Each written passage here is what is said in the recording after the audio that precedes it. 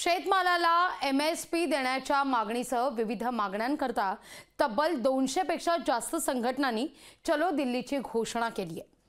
13 फेब्रुवारीला शेतकऱ्यांचा हा मोर्चा दिल्लीत धडकण्याच्या तयारीत आहे। पण त्याआधीच हरियाणातील अधिकाऱ्यांनी मात्र पंजाबची सीमा सील केली आहे।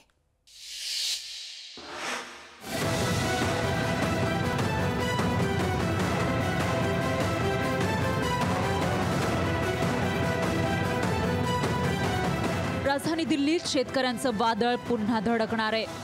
संयुक्त किसान मोर्चा आणि किसान मजदूर मोर्चासह 200 पेक्षा जास्त शेतकरी संघटनांनी मोर्चाची हाक दिली आहे। येत्या 13 फेब्रुवारीला दिल्लीत धडक देण्यासाठी शेतकऱ्यांनी कंबर कसली आहे। शेती पिकांना MSP निश्चित करणारा कायदा लागू करा, स्वामीनाथन आयोगाच्या शिफारसी लागू करा या मागण्यांसाठी शेतकऱ्यांनी यलगार पुकारलाय।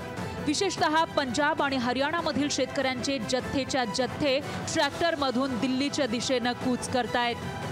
बिहार से, मध्य प्रदेश से, हरियाणा से, पंजाब से, राजस्थान से, सभी पूरे प्रदेशों से किसान कल करोड़ों करोड़ कूच करेंगे। आज हम लोग यहाँ ब्यास से रवाना होकर फतेहगढ़ साहब में स्टे करेंगे, मीटिंग के बाद आगे चलेंगे। पण शेतकऱ्यांना राजधानी दिल्लीत धडकूच द्यायचं नाही याची पुरेपूर खबरदारी शासनाकडून घेतली जातेय। दिल्ली पोलिसांनी सिंघू बॉर्डरवर बंदोबस्त वाढवलाय। काटेरी तार, मातीनं भरलेली पोती, सिमेंट, लोखंडी बॅरिकेड सिंघू बॉर्डरवर आणले जात आहेत। सीमेवर कॉन्क्रीटचे अडथळे लावलेले आहेत, तसंच रस्त्यावर खिळेही ठोकलेत। सिंघू सीमेवर क्रेन आणि JCB मशीन तसंच मोठमोठे कंटेनर उभे ठाकलेत। संपूर्ण दिल्लीत जमावबंदी लागू करण्यात आली आहे। तर तिकडे हरियाणा पोलिसांनी पंजाबच्या सीमाही सील केल्यात। हरियाणातील काही जिल्ह्यांमध्ये इंटरनेट सेवा आणि बल्क SMS पाठवण्याची सेवाही बंद करण्यात आली आहे। जिस प्रकार के प्रदर्शन और जिस प्रकार के आह्वान वो लोग करते हैं वो कहीं भी डेमोक्रेसी में उचित नहीं है।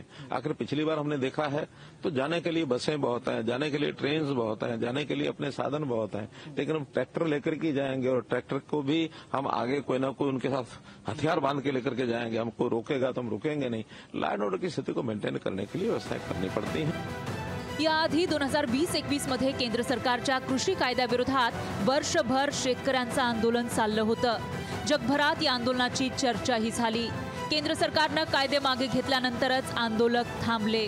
त्या आंदोलनात पंजाब, हरियाणातील शेतकऱ्यांचा सहभाग मोठा होता।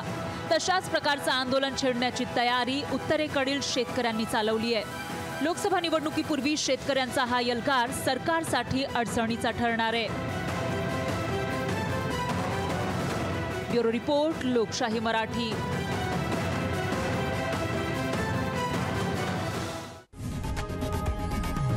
लोकशाही मराठी ऐका, पहा, जागरूक रहा।